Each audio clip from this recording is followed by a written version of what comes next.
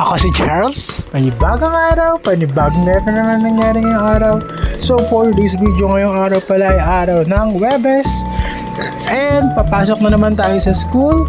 And ayun, wala muna tayong lakad serye papuntang school dahil hinintid tayo ni Papa. And ayun, nandito na nga tayo sa school, o diba?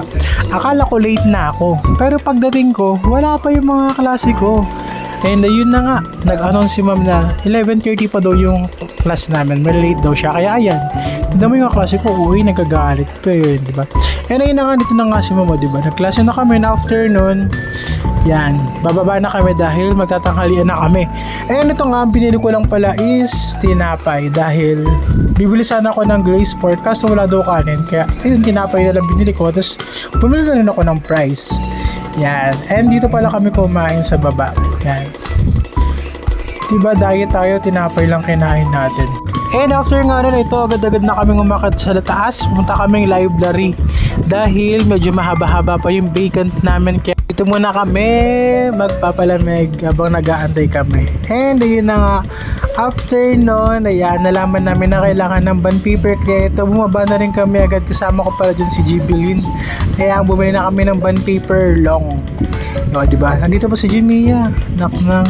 And ayun na nga, nakakakit na rin kami. And ayun, pagtapos no, nakakit na pala kami ng 7th floor dahil ito na yung last subject namin. Ito pala yung Rizal. Life ni Rizal. Diba ang ganda ng view dito sa taas, o diba? Ang daming bahay, puro green. And ayun na nga, ito na nga, nag-umpisa na yung lesson namin dyan. And makikita nyo naman na nakikinig ako dahil mabuti akong estudyante dyan, diba? And tamang kinig ako dyan dahil buhay ni Rizal yan. Eme! And ayun na nga, after nga nun, dyan, uuwi na kami dahil tapos na ang aming klase ngayong araw. Siyempre hindi mawawala yung salamin ng CR, diba?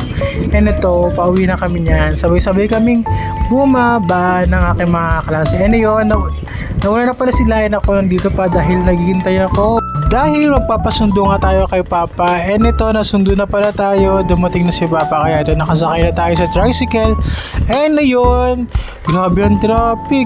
Buti na lang talaga may sundo ako. And ayun, yun na nga tayo. Hanggang dito na lang. Bye-bye, mama.